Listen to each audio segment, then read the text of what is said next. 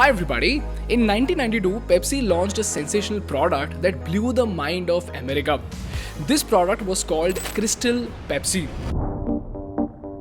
There's never been a product quite like it. I love it. It's refreshing, clear taste. It's different. Crystal Pepsi really appeals to everyone at all ages, especially the health-conscious consumer. Crystal Pepsi was such a crazy product that within just 1 year, it recorded a sale of $474 million. It captured 2.4% of the entire American soft drink market, and most importantly, it scared the hell out of Coca-Cola.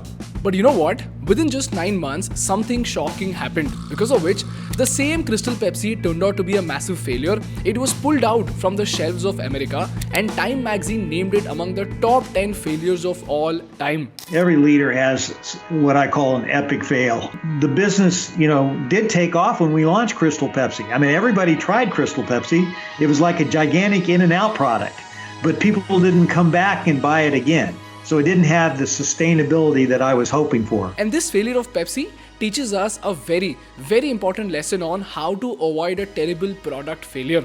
And from Coca-Cola's standpoint, it teaches us how to kill a competitor's product using a marketing strategy. So in this case study, let's do a deep dive and try to understand why did Pepsi release the Crystal Pepsi? What went wrong in their business strategy? How did Coca-Cola kill Pepsi's opportunity? And most importantly, what are the business lessons that we need to learn from this epic failure of Pepsi? Before we move on, I want to quickly thank Geeks for supporting our content. People, the new year is finally here, and I'm sure most of you have planned to learn a lot of skills this year. And if you're considering to master your coding skills this year, then Geeks is one of the best platforms to learn from. Whether you're aiming for a tech career or just a new skill, coding enhances problem solving, boosts creativity, and offers versatile applications. Geeks provides a beginner-friendly course covering coding basics, web development, and data science, and it goes by the name Coding for Everyone. So even if you're not from a coding field and if you just want to learn coding, this is just the perfect course for you. There is something very special about this in the description box, so do not miss that out. And that's not all. The best part is the 390 challenge, and this is something that you must have never seen before, whereby if you buy a course during January and complete about 90% of it in 90 days, Geeks promises to give you a 90% refund. This challenge will keep you motivated to complete the course and to acquire a new skill in just 90 days. So if you found this useful, use the link in the description and get yourself registered now. And now, on with the episode. This is a story that dates back to 1992 America. This is when the United States was catching up with something called the clear craze. Coca-Cola launched Tab Clear, a sugar-free soft drink with a mysterious new flavor and completely clear. Unveiling in test markets the newest weapon in the cola wars, Crystal Pepsi. To tell you about it, clear craze was a marketing fad from the late 1980s to early 2000s. So any brand that launched something clear and transparent was considered to be a cool product, because somehow people equated clear with transparency and honesty. In case of food, if you sold a drink that was colorful, it was perceived as if the drink had a lot of artificial colors and preservatives. But at the same time, transparent goods were viewed as if they had no preservatives, no artificial colors, and no harmful flavors at all. This is the reason why not just Pepsi, but many brands were trying to release products that were transparent products. So beer companies came up with the trend of light beer, which had fewer calories. Procter & Gamble changed their soap color after 100 years from milky to transparent. Nintendo released a translucent Game Boy, and even Apple made its iMac translucent.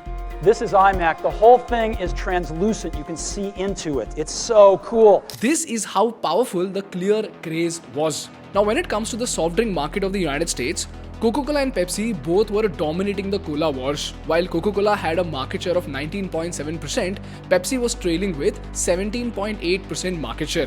While Diet Coke had 8.7% market share, Diet Pepsi had just 5.7% market share. This was also the time when the US economy was facing a recession, because of which the soft drink market was slowing down. This is the reason why Pepsi decided to find a way to capitalize on the clear craze of America. So you know what? They decided to launch a brand new product in just 9 months. Now, usually a new Pepsi product took at least 3 years to be properly launched. This was because the product first had to be made, then it has to be tested in the lab for safety, then it had to be tested with a sample audience, supply chain had to be designed, marketing campaigns needed to be designed, and then slowly the product needed to be taken to the masses with a giant marketing campaign. But with Crystal, all of this was done 3 times faster. Why? Because they were just 9 months away from the greatest American sports event of the year, which the Americans call the Super Bowl. The National Football League proudly presents a small world salute to 25 years of the Super Bowl. And the biggest annual American sports event in the world, the Super Bowl. For those who don't know, the Super Bowl is America's National Football League Championship, which is 10 times crazier than IPL, and it hits a peak viewership of 100 million people watching. This is the reason why it was and still is a golden opportunity for every advertiser to get extraordinary returns on their ad cost. In fact, according to Cantor Research, the 2021 Super Bowl ads delivered an average return on investment of 360% on every dollar spent on ads. This is the reason why even a 30-second ad at Super Bowl costs $7 million. So Pepsi did not want to lose out on this golden opportunity. This is the reason why they fast-tracked the launch of Crystal Pepsi, and after a lot of hard work, finally, Crystal Pepsi was launched in December 1992, and their Super Bowl ad launch happened in 1993. Now, as we all know from the intro, the ad was a massive hit and Pepsi sold $474 million worth of Crystal Pepsi. But even then, it failed miserably. So the question is, what exactly went wrong? Well, the first thing that went wrong with Crystal was its bottling issue. To tell you about it, Pepsi had a food scientist named Surinder Kumar, and Surinder was the head of Pepsi's research and development branch. So Pepsi asked him to make clear Pepsi in clear bottles so that they could show off the transparency of the soft drink. But you know what? Surinder pointed out an important problem. To tell you about it, if you look at 7-Up and Sprite, they are packaged in a green bottle instead of a transparent bottle. Now, most people will tell you that it is done to make the drink look more interesting and attractive. But the real reason is that soft drinks contain various ingredients like flavors, sweeteners, preservatives, and acids. So when they are exposed to sunlight, these components can react. For example, UV light can cause some flavors and preservatives to break down or react with other ingredients. This leads to off flavors and odors. So in the words of Surinder, it made the drink smell and taste like shoe polish. So even though Surinder raised this flag, Pepsi did not care. Secondly, Surinder was told to make a caffeine and preservative-free clear soda that tastes just like the original Pepsi. But at the same time, they did not reveal the secret recipe of Pepsi to Surinder. So somehow, Surinder Kumar had to find a way to mimic the Pepsi recipe without knowing the recipe at all and make it clear and transparent. But even then, Surinder turned out to be such a genius that he cracked the problem and got Pepsi a clear drink that tastes just like Pepsi. And cherry on the cake, when Pepsi tested this product with a few people, those people enjoyed Crystal Pepsi a lot. But you know, the problem was that after exposure to sunlight, the taste of drink became a little different. And soon enough, it started leaving a bad aftertaste. This was the first problem with Crystal Pepsi. Secondly, Crystal Pepsi was an incongruent drink. Now this is very interesting, so hear me out. Incongruent literally means a lack of consistency, as in a mismatch between what is expected and what is actually received by the customer. And this is where Coca-Cola also came up with a genius strategy. You see, there are multiple research papers which show that there is a very deep relationship between the degree to which consumers can make sense of a new product and their evaluation of a product. For example, if you look at sports cars are traditionally associated with powerful and roaring engines. But if I give you an option between an electric sports car which is very quiet and environmentally friendly and the other that sounds like this, my question to you is, which one would you buy? Obviously the roaring sports car, right? This is because our brain believes that if it is a sports car, it has to freaking roar. Now I know it's not logical, but somehow that's how consumer behavior works. Similarly, in packaging, Vim is known for its tagline of carrying the power of 100 lemons, and even its packaging and liquid color shows as if it is literally made up of lemons. But if you look at the back label and their website, there is no mention of 100 lemons in their ingredients at all. And lastly, if you look at Dettol and Savlon, Dettol burns when applied and Savlon doesn't. But somehow a lot of people thought that Dettol is more effective and not Savlon. This is because when you apply Dettol, it burns. So it almost feels as if Dettol is working. So this is congruence of people's perception with the expectation of how the product looks, feels and operates. If this is very, very clear to you, let's understand Pepsi's scenario. In Pepsi's case, the clear craze stood for pureness, naturalness and health. But in reality, Crystal Pepsi was anything but healthy. While a 12-ounce can of regular Pepsi had 150 calories, Crystal Pepsi came in pretty close with 130 calories. Now, even though it was caffeine-free, it was filled with high fructose corn syrup.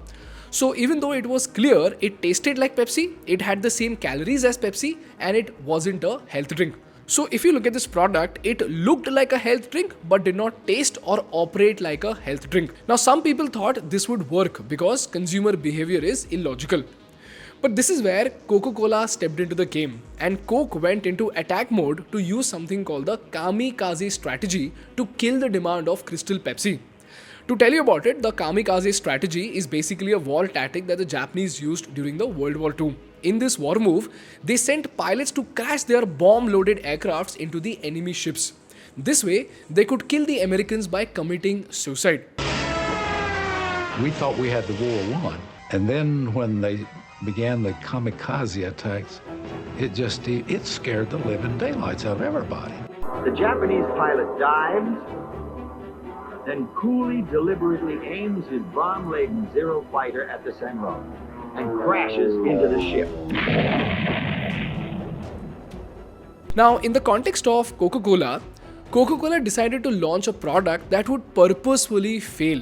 And while failing, it would also kill Crystal Pepsi. So the question is, how did Coca-Cola apply this kamikaze strategy and kill Crystal Pepsi? Well, Coca-Cola launched a product called Tab Clear, which was their version of clear soda. This product was meant to cause confusion in the clear cola market. So if you look at the strategy closely, Tab Clear was positioned as a diet drink, whereas Crystal Pepsi was marketed as a regular cola. So this introduction of a clear diet variant by a major competitor like Coca-Cola created lots of confusion among consumers about what a clear cola was supposed to be, whether it was supposed to be a regular drink or a diet drink. Secondly, the entry of Tab Clear cannibalized the market for clear colas. So instead of one clear cola option, which was Crystal Pepsi, consumers now had two major choices.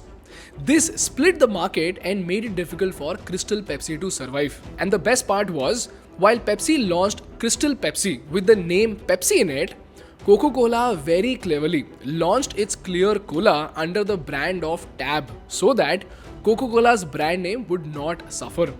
This is how Coca-Cola added to the confusion and the customers became sick of clear drink and false wellness.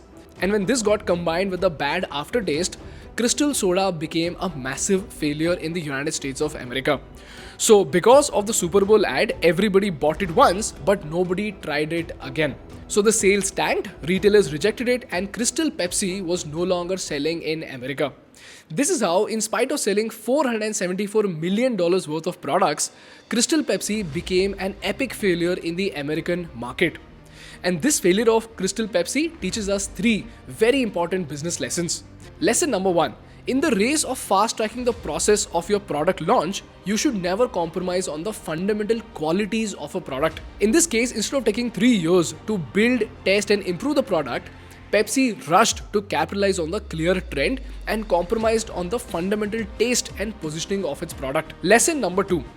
Clear product positioning is by far the most important step in marketing. And even if your marketing is slightly confusing, please pull back all of your campaigns, evaluate it and then re-roll it. Because marketing must be used to convince people and not to confuse them. And this confusion will kill your products within no time.